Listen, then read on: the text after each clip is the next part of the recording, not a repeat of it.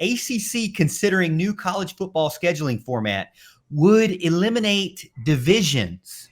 The ACC championship game could look drastically different as soon as the 2023 college football campaign. According to Andrea Adelson and David Hale of ESPN, Commissioner Jim Phillips and multiple athletic directors discussed a new scheduling model that could have teams play 3 permanent opponents, then rotate the other 5 over a 2-year period. It's called the 3-5-5 format and would eliminate divisions and give programs more year-to-year variety in their schedules. Phillips said, you want your 2 best teams to have a chance to play at the end of the year for a lot of reasons. So that's why it's taken us, you may think, a little bit longer, but it really isn't. We're really very much on track. But again, we want to make sure we've talked to everybody to see if we are missing something here. All right. Yeah. So Houston, I actually love this idea. Dabo Swinney came out and said, anybody who plays 4 years at a university should be able to play every team in your doggone conference. I agree. James Skalski has played 69 games and I don't even think has played every ACC team. I am making this up completely. I have not done any research, but it is entirely possible. I'm thinking about this, the places that he didn't play at. He's never played at, or he was a freshman in 16, right? So that means he never played. Well, I guess he did play at Pitt, played Virginia Tech in 18. Never played at Duke, 1920. And then on top of that, he didn't play at Virginia. So that's 2 schools he didn't play at over the 6-year span. Now you mean at Virginia? He played every other school because you got to remember, COVID was funky, so he got to play some teams that he wouldn't have gotten to play because of that. But he played everybody home and away. Well, no, I take that back. He didn't get to play Virginia and Duke at Virginia and Duke. He didn't get to play Virginia Tech at home. He didn't get to play. Let me think. Sorry, I'm doing this really quick math in my head. He didn't get to play North Carolina at home. So he got two teams that he didn't get to play home and away.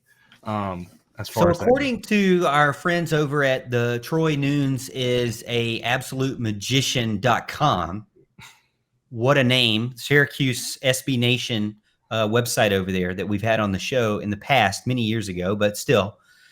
They put out the following rivals for each team. They put for Clemson, Georgia Tech, Florida State, Wake Forest. Now, I was shocked by that because I thought you would put Georgia Tech, Florida State, or I thought you would put, if you're going to put them in order, Florida State, NC State, Georgia Tech. That's what I would put.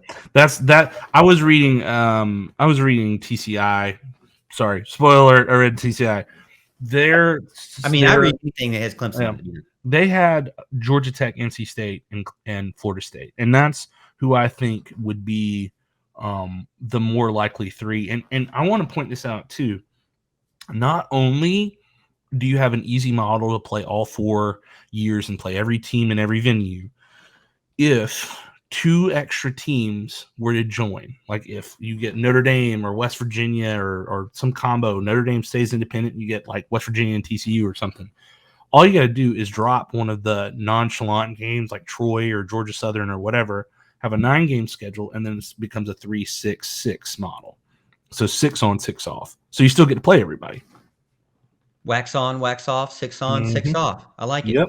So another thing is there was some concern, particularly for teams like Florida State, Georgia Tech, and Miami, who seem to be under their model playing more difficult rivals every single year.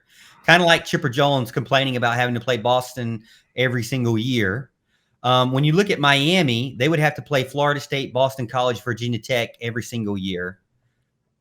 I don't know. In their model, this is their model, by the way. Florida State would have to play Miami, Clemson, Georgia Tech every year. Florida State wouldn't play Georgia Tech. Florida State would have to play Miami and Clemson because it's their rivals. I think Florida State would end up playing like Pitt or Boston College or Syracuse or something like that. So not even really. I mean, are you saying that because they're a rival, or saying that because to offset the power? It would be something. I mean, the way that I see it is they would play a northern school because there are some schools that they've had like historical moments that they want to recapture. That's sometimes what kind of drives that. So, like, for instance, I could see them playing Virginia because of what happened in the mid 90s and the streak being broken and Scott Field being flooded with fans because if you're going to do 3 rivals, to me, it has to have some sort of resemblance of a rival. I mean, it can't just be. Well, I could see them adding someone. I could see them adding somebody like Louisville. You think about Lamar Jackson and how he shocked everybody by going off on them, or how they played them. I believe it was their 2001 or 2002 driving rainstorm in Louisville, and Louisville ends up upsetting then number 3 or 4 Florida State in double overtime. So I could see something like that. There's historical significance. I don't think you have Georgia Tech because when I think about Florida State and Georgia Tech, I don't see them as rivals. Like, they know each other and play each other, and they've had some crazy moments, but I don't think of them as rivals. I think it would be something like Florida State would play a major market team since they still hold a brand. That's why I think they would play Syracuse, Boston College, or Pitt, or they would play some sort of historical significance team like Virginia or Louisville. Bill gets in and says a good thing, interesting note. The 3-5-5 plan means every ACC team would come to Death Valley over a 4-year period. Current system, it takes 12 years to see every ACC school. I don't even understand. This is according to Tim Beret. I don't even understand how this got approved. 12 years? The problem was it was when Syracuse and Pitt came in. Shocker. That this got approved. It used to be that when you had an 8-game model with 12 teams, you could play 12 teams within Death Valley within a 4-year span because you had multiple teams you were playing.